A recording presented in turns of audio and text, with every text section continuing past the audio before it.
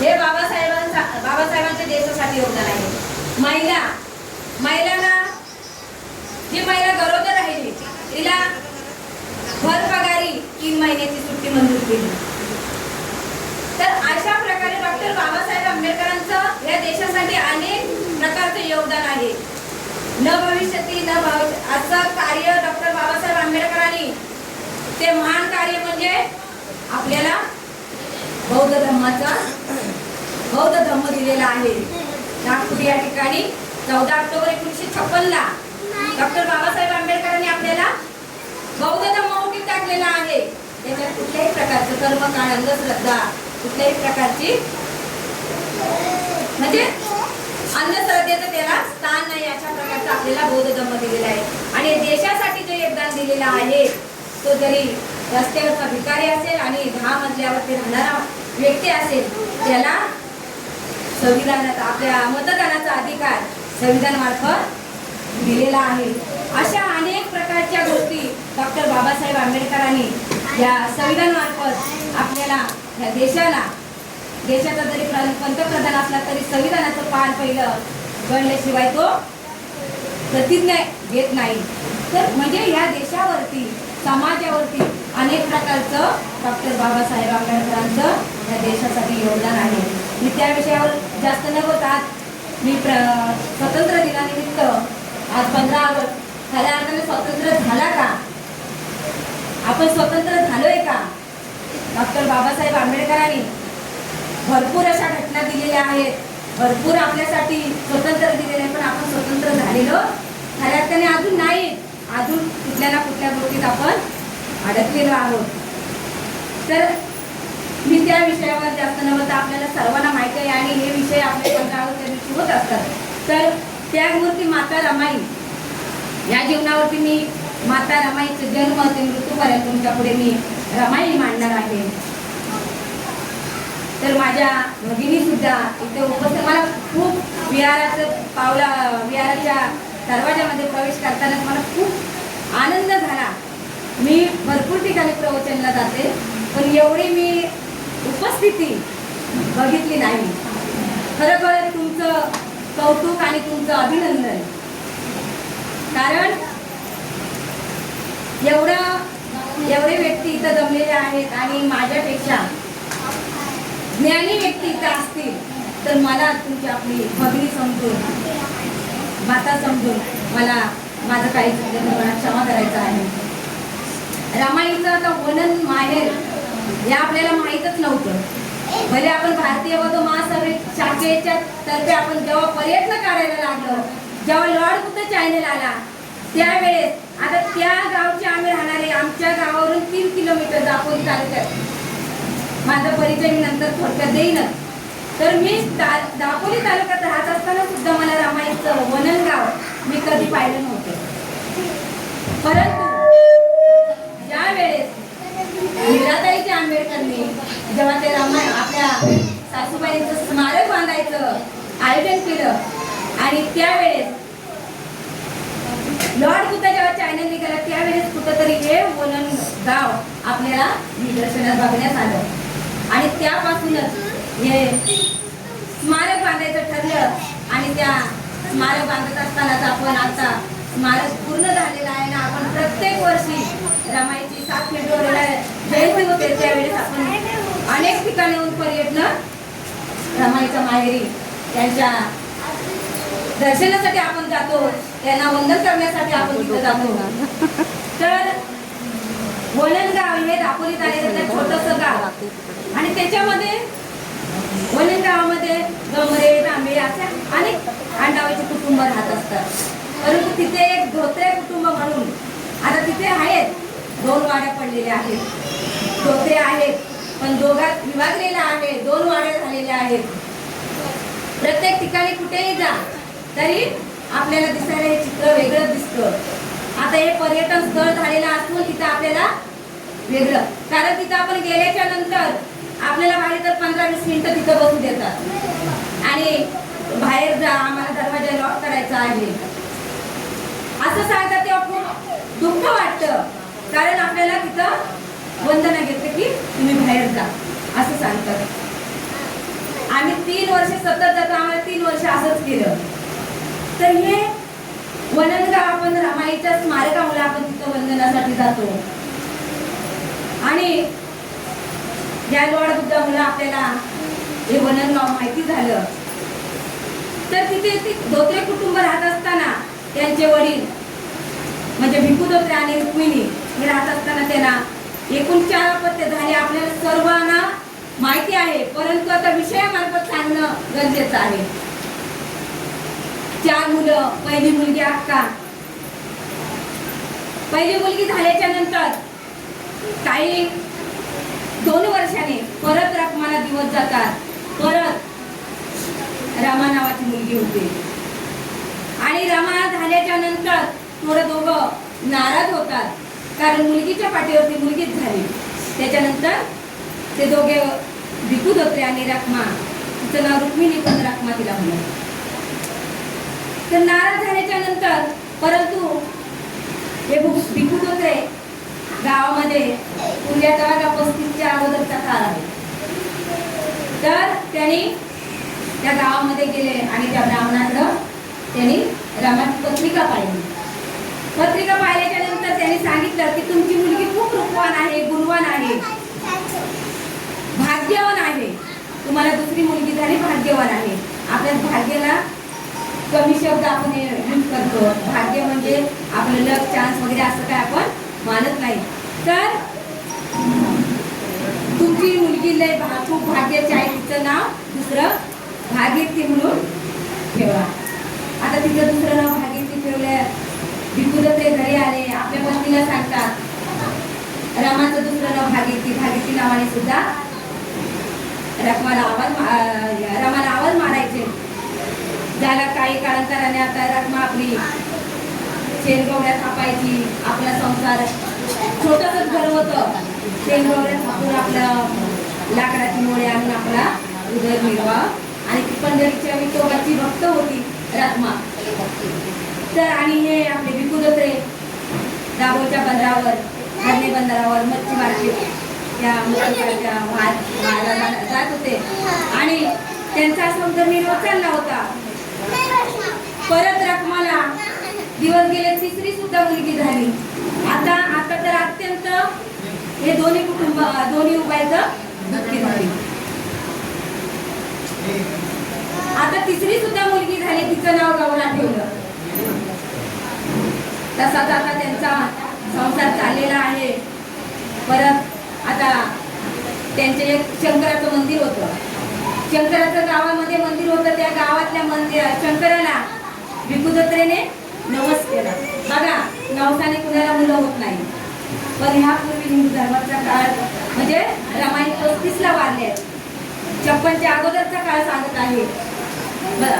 भगिनीनो, आपल्यात कुठल्याही अंधश्रद्धा नाही आहे आणि आपण कुठलेही उपास तापास कुठल्याही प्रकारचं करायचे नाही. कुठल्या अंधश्रद्धेला बळी पडू नका, कर्मकांडाला बळी पडू नका. तुम्ही समजून घ्या. मी 1956च्या अगोदरचा काळ सांगत आहे रमाईचा. तर त्यांनी आता त्या शंकराला मंदिरात गेल्याने शंकराला नवस केला की मला जर आता 3 मुली झालेल्या आहेत, मला पुत्र झाला तर मी तर काही दान करेन मी, असं त्यांनी व्यक्त केलं आणि नवस केले. आता बघा, संयोगाने योगायोगाने त्यांना रखमाला मुलगा होतो. त्या यात्रेच्या पूर्वी रखमाला मुलगा होतो आणि त्याला वाटलं मला शंकराच्या कृपेने मुलगा झाला. त्यांनी नाव शंकर ठेवलं. आतापर्यंत 4 मुलं झालेली आहेत. खाण्याची आबाळ आहे घरी, कारण खाणारी तोंड वाढली आणि कमवणारी तोंड म्हणजे कमवणारे हात कमी पडले. मग आता यांचा उदरनिर्वाह कसा चालवायचा त्याच्यामध्ये भागत नव्हते. आणि म्हणूनच कधी काही रखमा सुद्धा उपास तापास करायची. उपास तापासाने त्यांना क्षयरोग काढला, टीबीचा आजार काढला. पूर्वी त्याच्यावर आता नॉर्मल आजार आहे. आता कसाही गोळ्या औषधाने बरा होऊ शकतो रोग, परंतु पूर्वी त्याच्यावरती विलाज कुठल्याही प्रकारचा विलाज नसल्यामुळे रखमा त्या क्षयरोगाने आपल्या पतीला बोलवते आणि सांगते की माझं मरण माझ्या डोळ्यासमोर उभं आहे. माझं मरण माझ्या डोळ्यासमोर उभं आहे. आत्ताचं तर लग्न झालं तर बालवयात लग्न होत होती, पूर्वी बालवयात लग्न होती. रमा आता आई वडिलांची 6 वर्षाची मुलगी होती. गौऱ्या 4 वर्षाची होती, शंकर 2 वर्षाचा मुलगा होता. अज्ञान बालक होती आणि रखमाचं मरण तिच्या डोळ्यासमोर दिसत होतं आणि तिने आपल्या पतीला बोलवलं की आता ह्या आका तर दिल्यागतची आहे, परंतु ह्या 3 मुलांच्या आई बाप तुम्हाला व्हायचा आहे.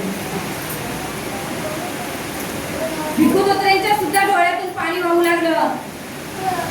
रखमा, तू अशी आज्ञेवर मला सोडून जाऊ शकत नाही, तुला या मुलांसाठी जगायचं आहे. परंतु रखमाचं मरण तिच्या समोर होतं. तिनं श्वास हे सांगण्यासाठीच रोखून धरलेला होता आणि रखमाने एवढं बोलून शेवटचा निरोप घेतला. म्हणजे रखमा गेल्याच्या नंतर आता ही 6 वर्षाची बालिका, 6 वर्षाच्या बालिकेवरती आपल्या 2 लहान भावंडांचा सांभाळ करण्याचं एवढ्या लहान वयात तिच्यावरती आलं. बाळानं बोलू नका. लहान वयातच तिच्यावरती या 2 अज्ञान बालकांची सांभाळ करण्याचं रमावरती आलं.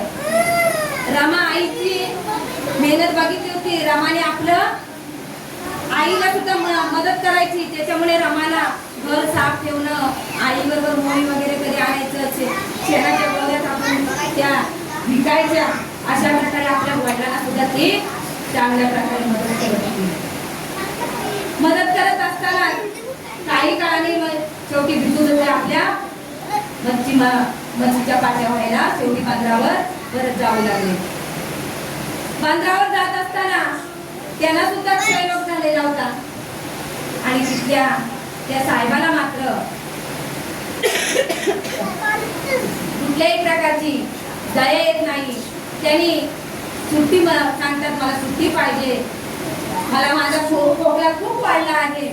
परंतु त्या साहेबाला दया येत नाही. तुला सुट्टी पाहिजे तर तू कायमचा घरी जाऊन बस. शेवटी भिकूपुत्रांचा नाविलाज होतो आणि भिकूपुत्रे घरी येतात आपल्या मुलीला. आता मोठी मुलगी म्हणजे रामी, तिला आवडीने रामी म्हणत. रामीला जवळ बोलवलं आणि जवळ बोलवल्याच्या नंतर सांगितलं की रामी, आता ह्या 2 अज्ञान बालकांचा म्हणजे ह्या 2 भावंडांचा सांभाळ तुला करायचा आहे. माझं सुद्धा मरण माझ्या डोळ्यासमोर आहे. तुझ्या आईकडे मला बोलावणं आलेलं आहे. माझं सुद्धा मरण माझ्या समोर आहे.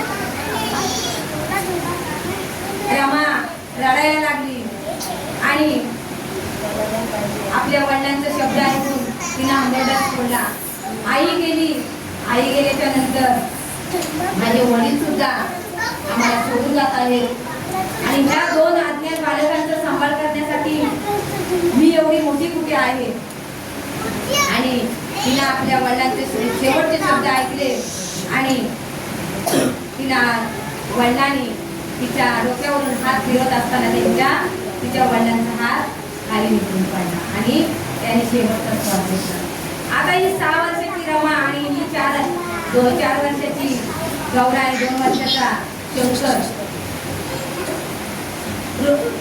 भिकूपुत्रांची बातमी कळतात. रखमाचे भाऊ गोविंद कुलकर आणि आपल्या त्यांचे भाऊ भिकूपुत्रांचे भाऊ मुंबईला राहत होते, ते गावी निघून आले. गावी निघून आल्याच्या नंतर त्यांनी कार्य वगैरे केले आणि आता ह्या मुलांना इथं अशा परिस्थितीत कोण सांभाळणार आहे. म्हणून रमाला आणि तिच्या 2 भावंडांना घेऊन ते मुंबईला निघाले. मुंबईला निघत असताना रमा आपल्या घराची पायरी बाहेर ओलांडताना मागे बघत होती, पुढे चालत होती मागे. कारण माझे आई वडील नाही, माझ्या आईने मला 4 गोष्टी सांगितल्या असत्या. माझ्या आई हळत असती. कुठल्याही मुलीला आपल्या आई आपल्याला जरी सासरी मुलगी निघाली तरी आपली आई आपल्याला 4 चांगल्या गोष्टी सांगत असते. बायका सासरच्या आई सासू सासरे आहेत ते आई वडीलच समजून त्यांच्याशी वागायचं. नणंद असेल तर तिला बहिणीसारखं राहायचं. वीर असतील तर आपण आपल्या भावाचा दर्जा द्यायचा. अशा प्रकारे माझी तर आई हयात असती तर मला सुद्धा 4 गोष्टी सांगितल्या असत्या. रामी रडत होती, पुढे चालत होती. रामी रडत होती. घर आता आमचं एक घर ओसाड पडणार आहे. आणि भिक्षुकच घर होतं छोटंसं. आणि हे भिक्षुकांचे मेवणे आणि भाऊ याला मुंबईला घेऊन आले. मुंबईला घेऊन आले. बघता बघता रमा 9 वर्षाची झाली आणि एके दिवशी त्यांनी भायखळ्याच्या बाजारामध्ये रमाला बरोबर घेऊन हे गोविंदपूरकर बाजारात गेले. आणि त्याच वेळेला रामजी बाबा सुद्धा त्या भायखळ्याच्या बाजारामध्ये आले होते वडाळ्याला. आणि तिथे आल्याच्या नंतर रामजी बाबांची नजर या रमावरती जाते आणि बघता क्षणी आणि त्यावेळेस 1907 ला भीमराव सुद्धा मॅट्रिक पास झालेला असतो. त्यांना त्या सुद्धा लग्नासाठी मुलगी बघायचं चालला आणि 2 मुलींपैकी एक मुलगी त्यांनी निश्चित केली होती. म्हणजे परफेक्ट भीमरावांसाठी झाली होती. परंतु रामीला बघता क्षणी रामजी बाबा खुश झाले आणि त्या भिकुदत्रेला विचारलं, ही मुलगी कुणाची आहे? माझ्या भीमरावासाठी हीच मुलगी योग्य आहे. आणि त्या भिकुदत्रे म्हणतात, सॉरी गोविंदपूरकर म्हणतात की माझी वनंदा बहीण तिची मुलगी आहे, परंतु आता तिचे आई वडील हयात नाही, दोन्ही या जगामध्ये नाही. आणि रामजी बाबांना वाटलं मग तर आपल्याला ही मुलगी खूप विवाहासाठी योग्य आहे. घरी येतात आपले मीरा आत्या रामजी बाबांची, त्यांना विचार सांगतात की मी विवाहासाठी एक मुलगी पाहिलेली आहे.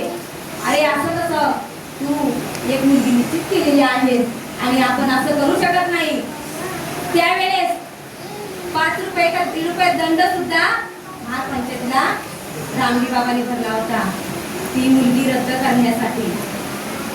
परंतु विवाहाला मी ही जमाच करून दिला आणि त्यांची बोलणी झाली. आणि आपल्याला माहिती आहे एका महामानवाचं आणि प्रज्ञावंताचं लग्न एका भायखळ्याच्या मच्छी मार्केटमध्ये. बोलणी जेव्हा 10 वाजता निघून जातात तिथे यांचे इकडचे वराडे तिकडचे वराडे साफसफाई करतात आणि वराड्यांच्या भोजनाची वगैरे व्यवस्था केलेली असते. आणि शेवटी पाऊस येतो त्यांच्या लग्नाच्या टायमाला. आता आपण आपल्या मुलांची लग्न करायला लागलं तर आपल्याला 10 लाख पुरत नाही, हाय पाय आपण हॉल शोधतो. परंतु त्या महामानव परिस्थितीत तशी होती. आता परिवर्तनशील आपला बौद्ध धर्म आहे, परंतु हे एका महाप्रज्ञावंताचं आणि महामानवाचं लग्न आणि आपल्या दीनदलितांची एवढ्या कोटी लेकरांची आईचं लग्न कशा प्रकारे झालेलं आहे. त्या मच्छी मार्केट मधल्या सगळ्या कोणी गेल्याच्या नंतर साफसफाई केल्याच्या नंतर तिथे त्या भीमरावाचं आणि रमाईचं 24 एप्रिल 1908 ला लग्न झालेलं आहे. तारीख खूप आपण आपल्या ह्याच्या व्हॉट्सअपवरती येते 1906 साल टाकतात, परंतु 1907 ला मॅट्रिक पास झाले भीमराव आणि 1908 ला त्यांचं लग्न झालेलं आहे. तर अशा प्रकारे भीमरावांचं आणि रमाचं लग्न होतं. त्यावेळेला रमा रडत राहते आणि त्यावेळेला रमाला मागाशी सांगितल्यासारखं रमाला सुद्धा आठवण येते आपल्या आईची. माझी आई असती तर मी आज सासरी चालले, मला 4 गोष्टी सुखादुखाच्या सांगितल्या असत्या, परंतु माझी आई नाही. आणि हे मात्र चित्र भीमराव रामा रडत आहे. भीमराव सुद्धा रडतात आणि रमाला विचारतात, रामू तू का रडत आहेस? माझी आई असती तर मला संसाराच्या 4 गोष्टी मला सांगितल्या असत्या. तेव्हा भीमरावांना सुद्धा आपल्या आईची भीमाईची आठवण येते आणि ते सुद्धा ढसा रडतात. म्हणजे अशा प्रकारे या महामानवाचं रमाईचं लग्न झालं. रमा आता सुभेदारांच्या घरी संसारात एक म्हणजे रमाई आली आणि रमाला आता मीरा आत्या नवीन होत्या, जाऊ लक्ष्मीबाई, वीर आनंदराव हे नवीन कुटुंब होतं. परंतु मीरा आत्याने आपल्या मुलीसारखी रमाईला सांभाळून घेतलं. रमाई सुद्धा आपली आत्या मीरा आत्याचं सुद्धा ती आपल्या आईसारखी काळजीपूर्वक सेवा करायची. तर अशा प्रकारे रमा आता जुळली होती संसारामध्ये.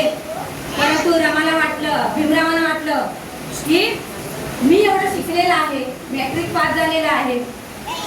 मी अजून पुढचं शिक्षण घेत आहे. तर माझ्या रामूने सुद्धा शिकावं.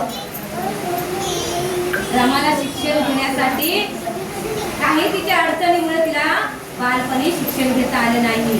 पण रमा खूप चुनचुनीत आणि हुशार, देखणी रूपवंत होती, परंतु हुशार सुद्धा होत होती. तर अशा प्रकारे भीमराव तिच्या पुढे बोलतात की रामू तू शिकलं पाहिजे. तर रामू म्हणते आम्हा बायकाला काय करायचंय शिक्षण, आमचं चूल आणि आमचं व्यवहार, स्वयंपाक, घर आणि आपली मुलं बाळ हेच आमच्यासाठी. परंतु भीमराव म्हणतात अगं रामू तुला जर कोणी म्हणलं तुझा नवरा एवढा शिकलेला आणि त्या शिकलेल्या व्यक्तीची पत्नी अज्ञान आहे तर तुला आवडेल का? परंतु रामला वाटलं की माझ्या साहेबांचा अपमान झालेला मला सहन होणार नाही, माझ्या साहेबांना असं कोण बोललेलं मला आवडणार नाही. रमा म्हणते ठीक आहे साहेब. रमा आपल्या पतीला साहेबच म्हणायचे आणि बाबासाहेब रामूच म्हणायचे. आणि ठीक आहे साहेब मी शिकायला तयार आहे, परंतु मला तुम्ही शिकवलं पाहिजे. माझे गुरु माझे शिक्षक तुम्हीच असले पाहिजेत. आणि भीमराव आपल्या पत्नीला मिळेल त्या वेळेमध्ये 12 खडी मुळाक्षर असं शिक्षण देऊ लागले. रमाई हुशार आणि लगेच ती आत्मसात करून त्यावेळेस मॅट्रिक पास झाल्याच्या वेळेला 4थी पास झाल्याच्या वेळेला केळुसकर गुरुजींनी त्याला बुद्धांचं चरित्र दिलं होतं. ते रामजी बाबा सुद्धा भीमराव बाहेर गेल्याच्या नंतर रमाईकडून या आपले सासरे आपल्या सुनेकडून पुस्तक वाचून घेत होते. अशा प्रकारे रमा आता 12 खडी वगैरे मुळाक्षर चांगलं वाचन करू लागली. बघता बघता तिला दिवस गेले, म्हणजे ती गरोदर राहिली. आणि 1912 ला 1912 ला रमाला पुत्ररत्न झाला. त्यावेळी द्विगुणित आनंद त्यांच्या घरी झाला. भीमराव BA सुद्धा पास झाले. आणि दोन्ही बाजून आनंद. रामजी बाबांच्या आनंदाला तर गगनात मावेनाचा त्यांचा आनंद झाला.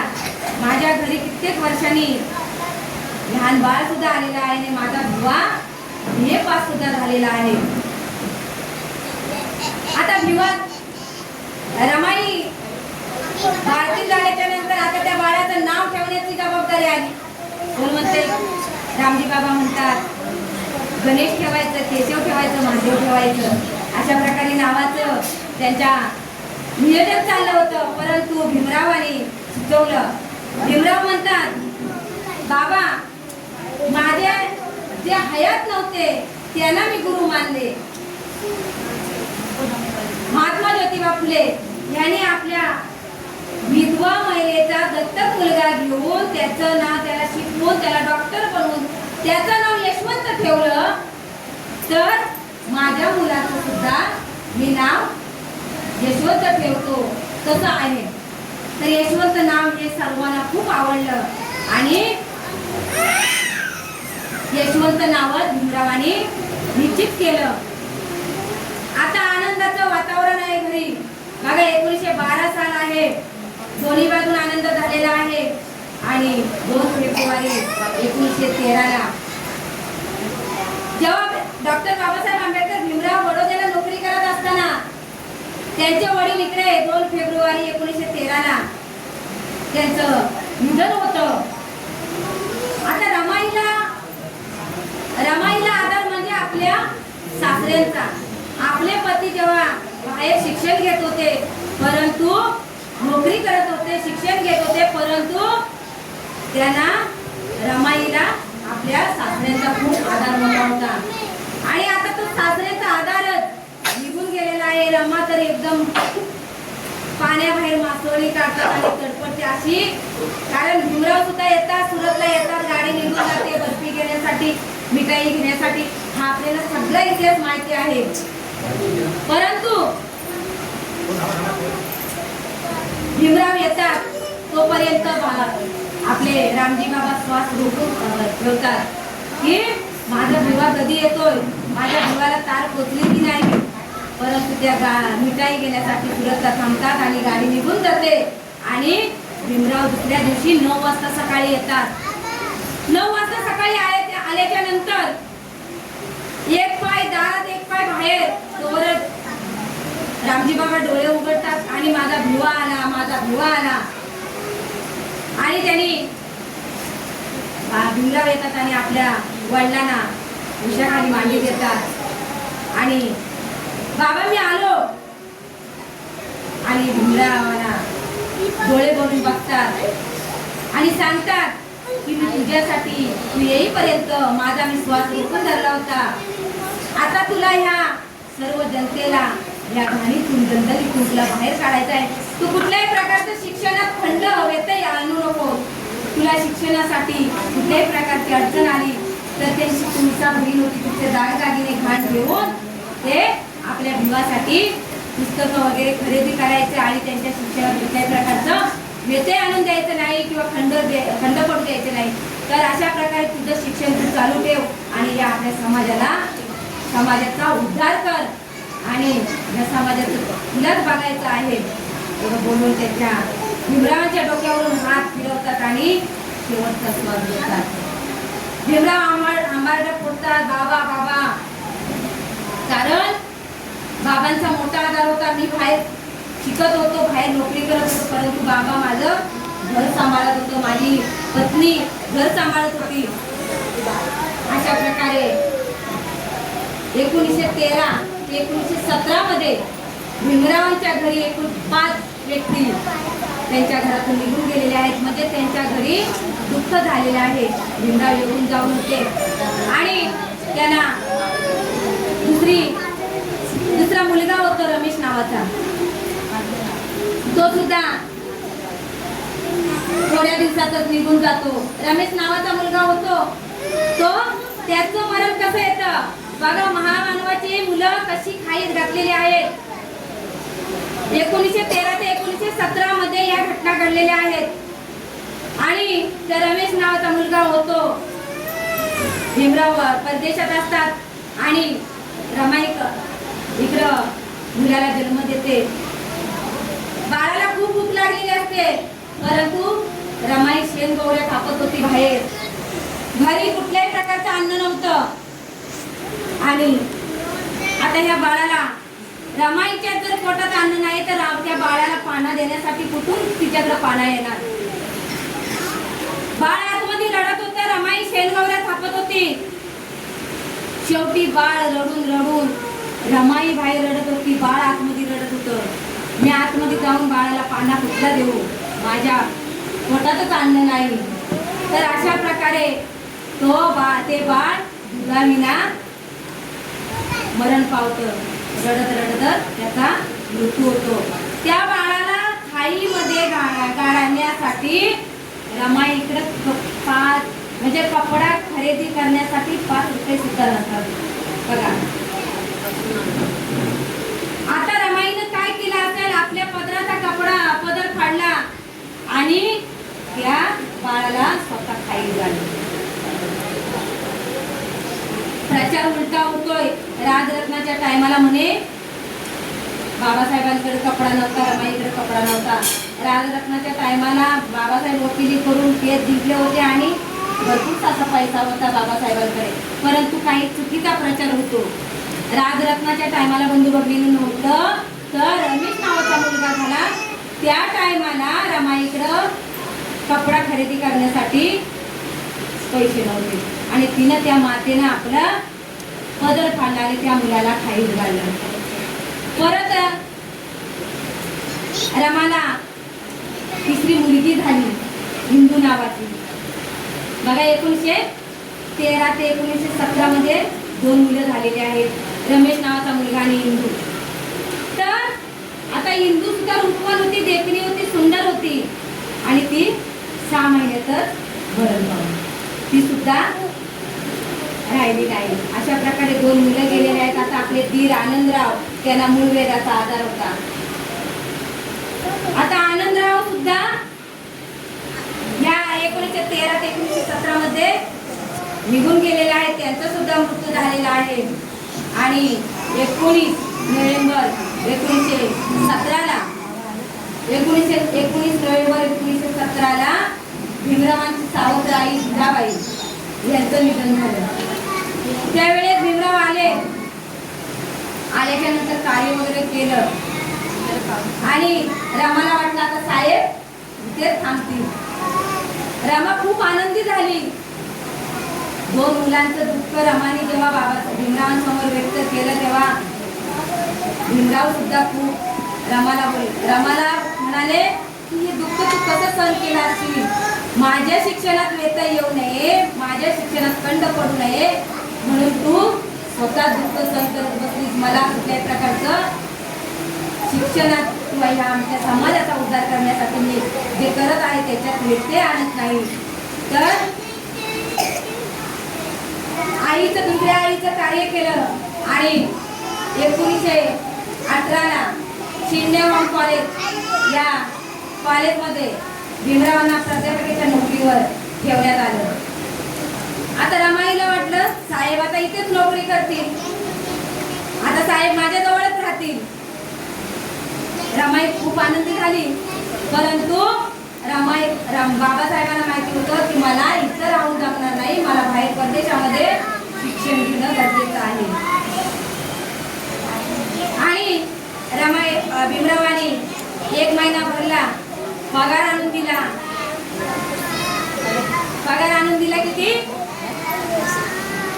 किती भगिनीला माहिती आहे पगार बाबासाहेबांनी पहिला किती आणून दिला. शिंदेवाड कॉलेजमध्ये जेव्हा प्राध्यापकाची नोकरी करत होते त्यावेळेस बाबासाहेबांनी 1 महिना भरल्याच्या नंतर रमाईला 450 रुपये पगार आणून दिला. 450 रुपये आणून दिल्याच्या नंतर रमाईनं काय केलं असेल, आपला मुलगा यशवंत, आपला पुतण्या मुकुंद, जाव लक्ष्मी आणि आपली भावंड गौरा शंकर आणि त्यांच्यासाठी कपडे खरेदी केले, महिन्याचं रेशन आणलं आणि आपल्या साहेबांसाठी एक धोतर खरेदी केला. बघा त्या पगारामध्ये लागणारं महिन्याचं रेशन आणि साहेबांसाठी एक धोतर आणि ह्या आपल्या पुतण्यासाठी मुलासाठी जाऊबाईसाठी आणि शंकर गौरा या भावंडांसाठी कपडे खरेदी केले. आपल्यासाठी 5 रुपये सुद्धा तिनं खरेदी काहीच कुठल्या प्रकारचं खरेदी केलं नाही तिच्यासाठी. काही दिवसातच ते पैसे संपले. रमाई साहेबांना म्हणतात साहेब पैसे खर्च झाले, मला थोडे पैसे पाहिजे होते. अगं रामू मी तुला 450 रुपये पगार आणून दिला, एवढा पगार एकाच महिन्याच्या आतच संपवून बसलीस, असं कसं चालेल. जरा भीमराव ओरडून बोलले. रमाईला वाईट वाटलं, परंतु बाबासाहेबांना मात्र माहिती होतं एवढा खर्च करून मला बाहेर परदेशात शिक्षणासाठी जायचं आहे, मला तिकडे खर्च लागणार आहे. आणि रमाला दुसऱ्या महिन्यापासून भीमरावांनी रमाला किती पगार द्यावा, 150 रुपये. बघा दुसऱ्या पगारातल्या भीमरावांनी 150 रुपये रमाईजवळ आणून दिले आणि रमाला बोलले. रमाईने त्या 150 रुपयामधलं काय केलं, 450 रुपये कुठे आणि 150 रुपये कुठे. रमाई आश्चर्यच झाली, तिला आश्चर्यचकित झालं. साहेबांनी गेल्या महिन्यात मला 450 रुपये पगार दिला आणि आता 150 रुपये मला पगार आणून दिला. मी एका महिन्यामध्ये एवढा खर्च केला म्हणून साहेबांनी मला ही शिक्षा दिली. आणि मग त्या 150 रुपयामध्ये रमाईने काय केलं, 1.5 रुपयाच्या 45 पुड्या बनवल्या, 30 पुड्या बनवल्या. 1.5 रुपयाच्या 30 पुड्या बनवल्या. 1.5 रुपयाप्रमाणे 30 पुड्यांचं 45 रुपये, सॉरी 50 रुपये. बाबासाहेबांनी 50 रुपये आणून दिले दुसऱ्या महिन्यापासून. 150 रुपये नाही, 50 रुपये. मग 1.5 रुपयाच्या 30 पुड्या बनवल्या आणि दिवसाला एकच पुडी खर्च करत होती, 1.5 रुपयात खर्च करत होती. आणि त्या 45 रुपये महिन्याला खर्च करून 5 रुपये बचत करत होती. त्याच्यातून सुद्धा महिन्याला रमाई 5 रुपये बचत करत होते. आज बघा आपल्या सगळ्या जाती धर्मातल्या महिला बचत गट निर्माण करतात, पण आपल्या मातेने, त्या मान माऊलीने आपल्याला 1918 पासून बचत करायची आपल्या लेकी बेटींना सवय लावलेली आहे, आदर्श निर्माण केलेला आहे. तो आदर्श आपल्या रमाईचा घेण्यासारखा आहे. कारण आज आपल्याला परिवर्तन आपलं धम्म आहे. आज आपल्याने 20,000 रुपये 25,000 रुपये पगार नवऱ्याने दिला तरी आपल्याला पुरत नाही. आता महागाई सुद्धा वाढलेली आहे. त्यावेळेचा 450 म्हणजे असं 10,000 प्रमाण 15,000 प्रमाण पगार. अशा प्रकारे रमाईने त्यातलं 5 रुपये बचत करून भीमरावांना परदेशामध्ये शिक्षणासाठी कमी पडले तर पाठवतात. बघा, हा रमाईचा आपल्या भगिनीने आदर्श घेतला पाहिजे. तेवढ्यातच रमाईला 1920 साली गंगाधर नावाचा मुलगा होतो. आता भीमराव इथेच होते नोकरीला. 1920 साली गंगाधर नावाचा मुलगा होतो. गंगाधर म्हणून नाव ठेवतात. आता गंगाधर 2 वर्ष जगतो. बाबू, आवाज बंद करा. गंगाधर नावाचा मुलगा 2 वर्ष जगतो. 1920 ला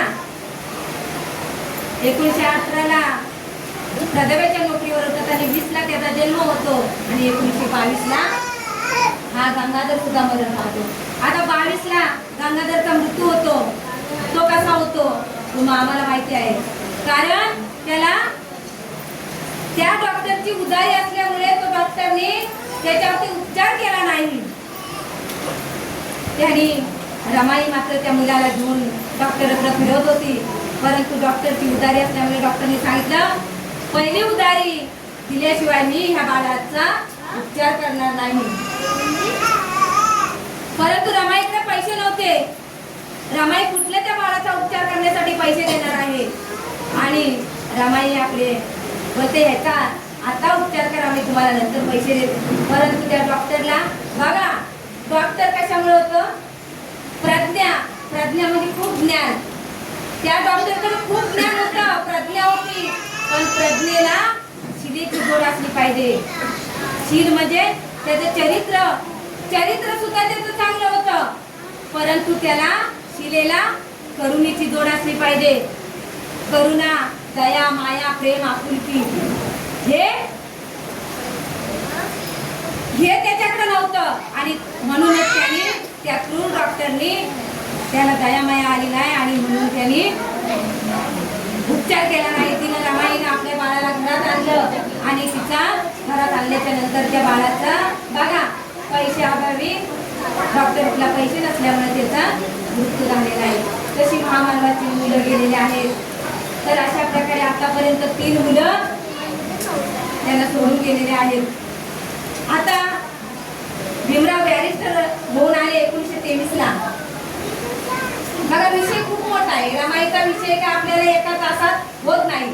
आपल्या या भूमीवरती चंद्रसूर्य आहे तोपर्यंत रमाईचे विचार, डॉक्टर बाबासाहेब आंबेडकरांचे विचार, गौतम बुद्धांचे विचार, आपल्या सावित्रीबाईंचे विचार, आपल्या महात्मा ज्योतिबा फुलेंचे, अण्णाभाऊ साठेंचे, हे विचार कधीच त्यांना मरण नाही, ते अमरच राहणार आहेत. तेव्हा जरी आपण किती बोललो तरी त्यांचा विषय आणि त्यांचे विचार संपणारे नाही. म्हणून आपल्याला एका तासामध्ये विषय द्यायचा आहे, तर त्या एका तासामध्ये आपण शॉर्टकट विषय घेतो आणि आपण मुद्दे मांडतो. तर अशा प्रकारे आता 1923 ला बॅरिस्टर होऊन येतात आणि बॅरिस्टर होऊन आल्याच्या नंतर रमाई चाळीमध्ये पाणी भरण्यासाठी जाते आणि सांगते, रमाईला चिडवतात महिला आपल्या पाण्याच्या नळावरती आणि आपण दुसऱ्या ठिकाणी गेल्याच्या नंतर महिलांची लय बोलणी असतात. तर त्या महिला रमाईला चिडवत राहतात, नवरा बॅरिस्टर होऊन आलेला आहे आणि तुझ्या अंगावरती कुठचा मनी सुद्धा नाही. बॅरिस्टर होऊन आले, बॅरिस्टर जेव्हा होतात त्यावेळेस रमाईला वाटतं आपण साहेबांच्या स्वागतासाठी जावं. समाज सर्व स्वागतासाठी चाललेला आहे, तर आपण सुद्धा साहेबांच्या स्वागतासाठी जावं. नाहीतर माझ्या साहेबांना वाटेल की सर्व समाजाला आनंद झालेला आहे, परंतु माझी रामू मला कुठं दिसत नाही, माझ्या रामूला आनंद झालेला नाही. आणि म्हणूनच रामाला 15 वर्षी समाजा म्हणजे त्यांच्या स्वागतासाठी जायचं असतं. दरवाजात पाऊल टाकते, आपल्या साडीकडे न्याहाळते, साडीकडे न्याहाळते. साडीला 1000 प्रकारच्या छिद्र्या लावलेल्या, ठिगळ्या लावलेली साडी अंगावर पाहते.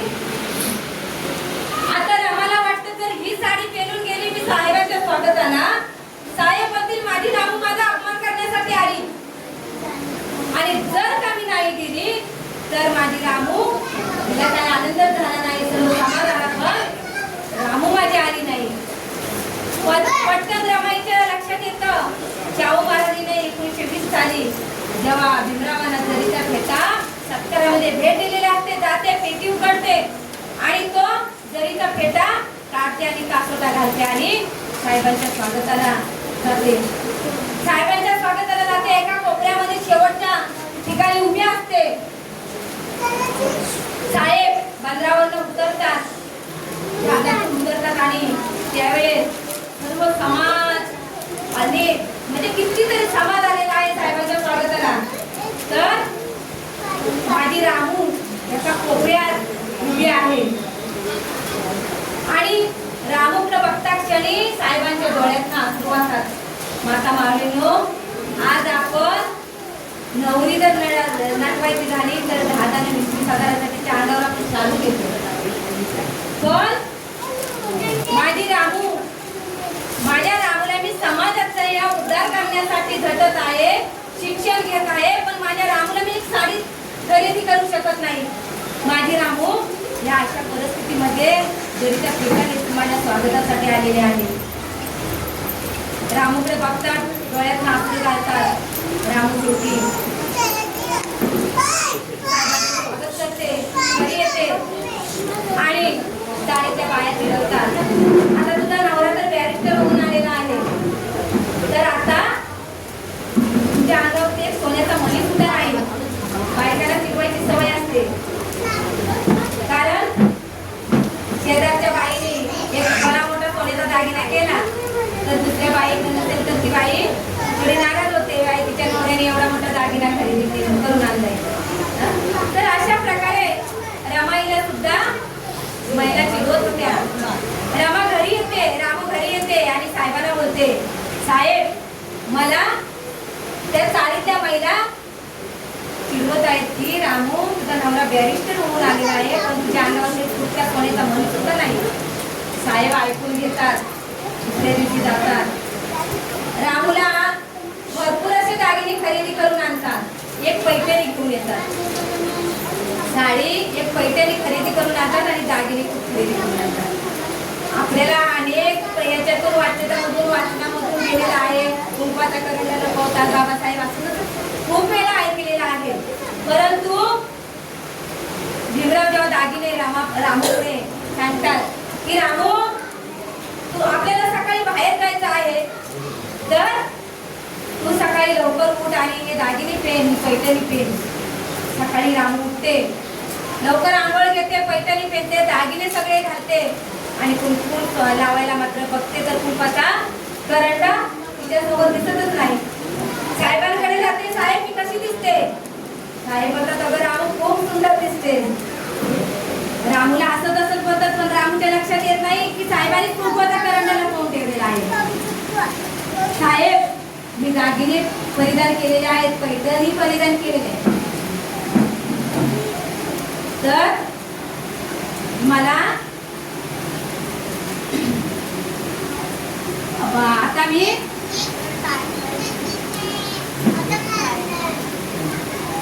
तर मला दुसऱ्या दिवशी मला साहेबांनी शेवटी कुंकवाचा करंडा पुढे काढतात आणि रमाई खुश होते. नंतर आता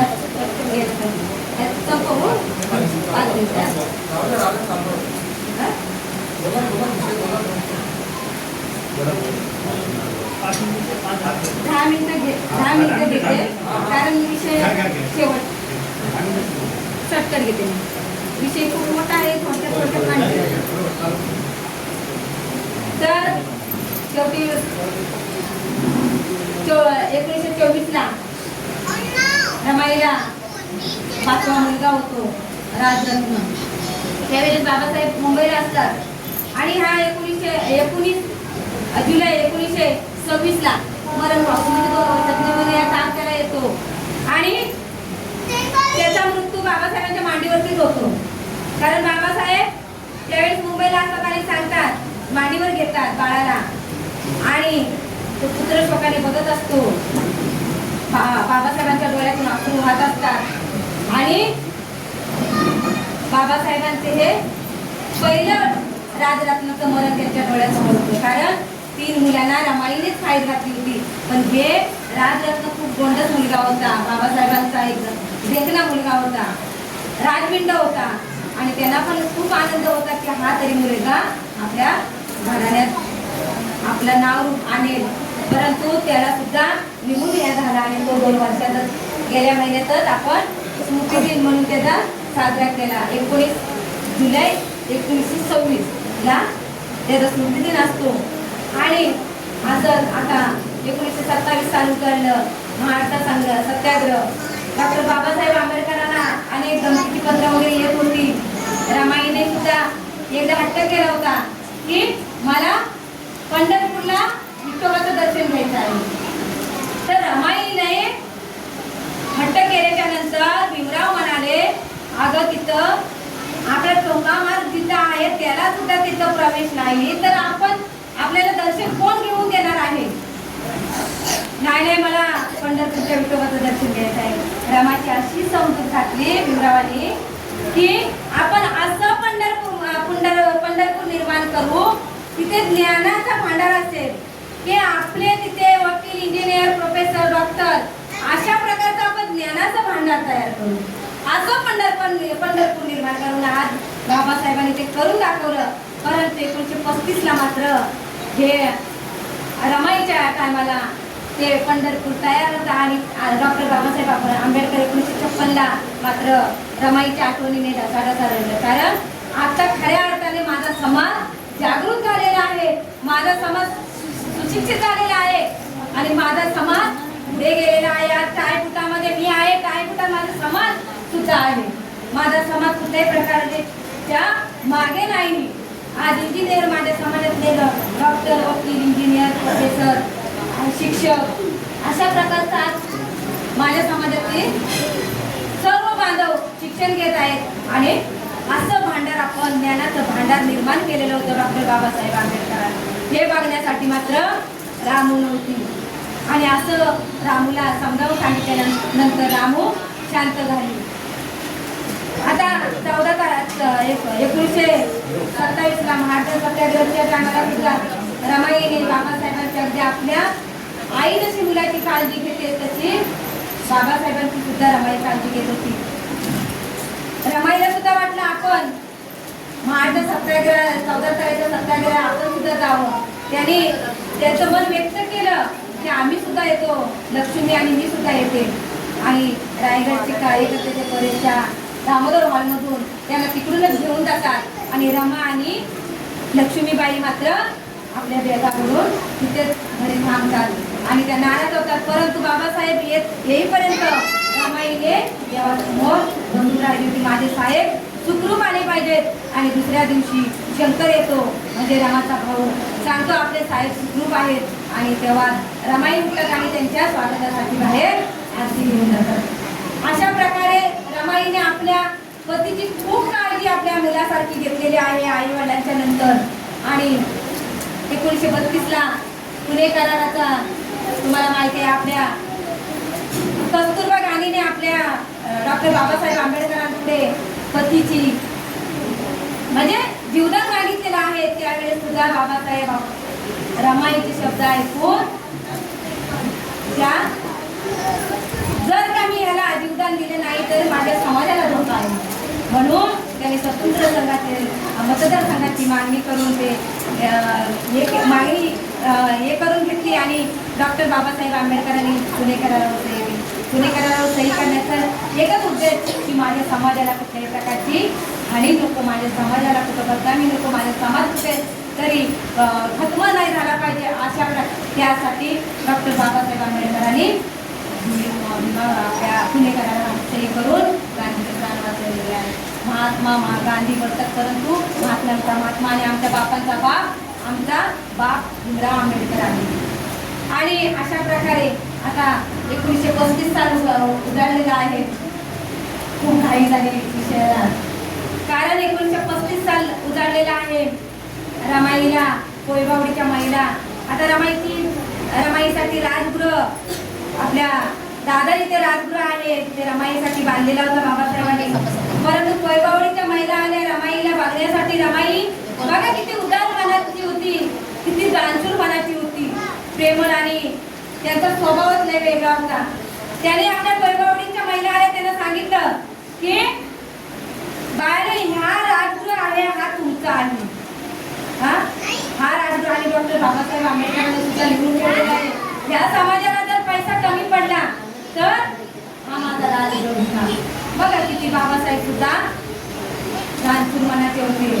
तर रमाई आपल्या त्या महिलांना सांगतात आणि त्यावेळेस वसई विरारला बाबासाहेब असतात.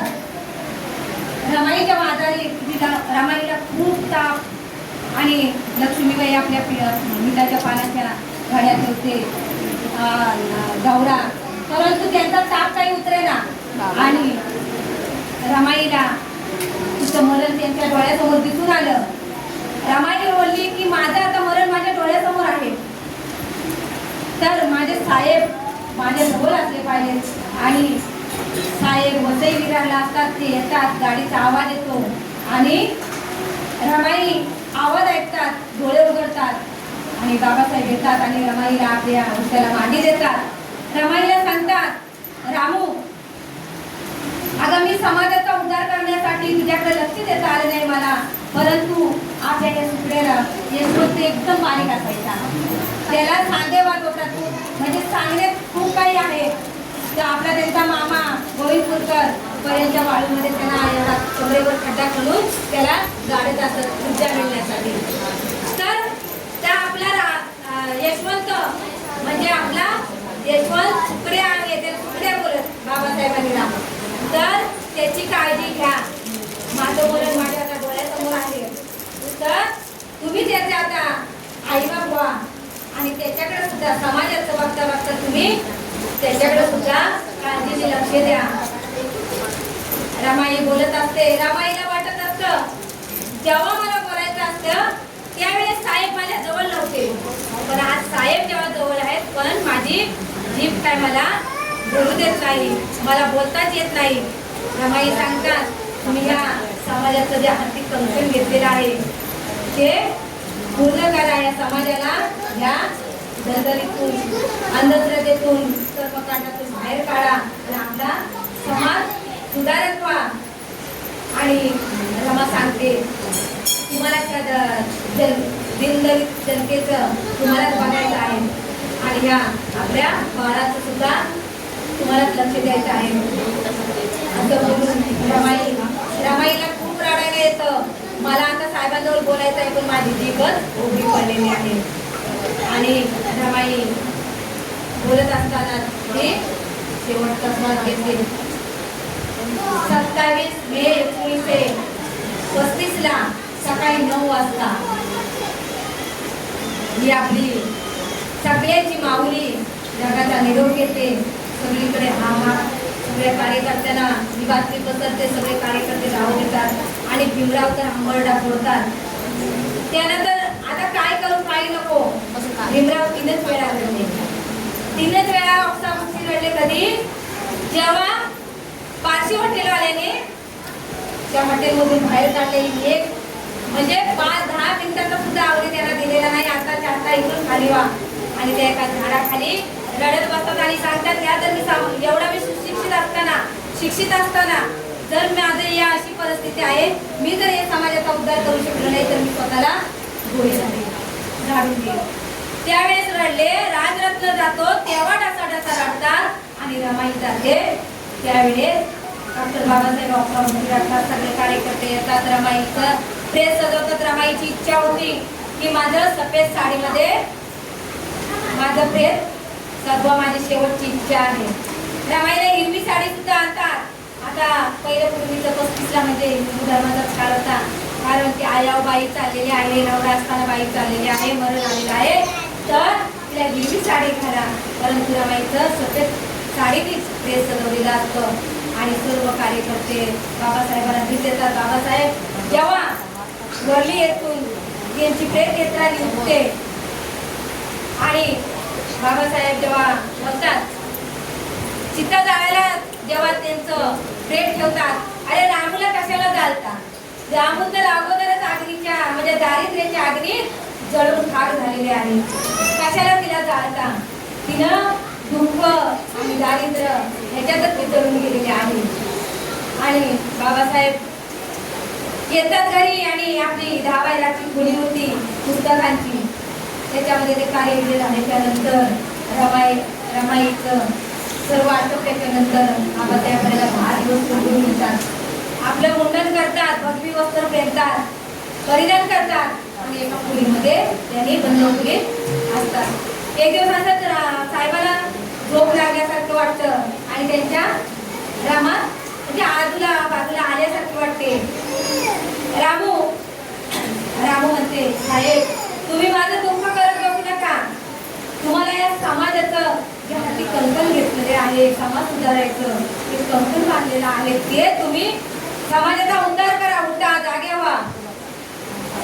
समाजाची रमाई अशी साहेबांना एक चांगली प्रेरणा देऊन जाते आणि त्यांचे डोळे उभे होतात, बघतात माझी रामू आली होती, माझी रामू आली. लगेच दरवाजा खोलतात. 10 दिवस बंद खोलीत असणारे बाबासाहेब रामूचं जे स्वप्न बघितलं, रामूने जी प्रेरणा दिली, त्यांना काम करण्याची गती दिली, एक प्रेरणा त्यांच्या पुढे ठेवली. तर बाबासाहेब येतात आणि पटकन दरवाजा उघडतात. सगळे समाजकर्ते बाहेरच उभे असतात, बसलेले असतात आणि समाज कार्यकर्ते सगळे आनंदी होतात.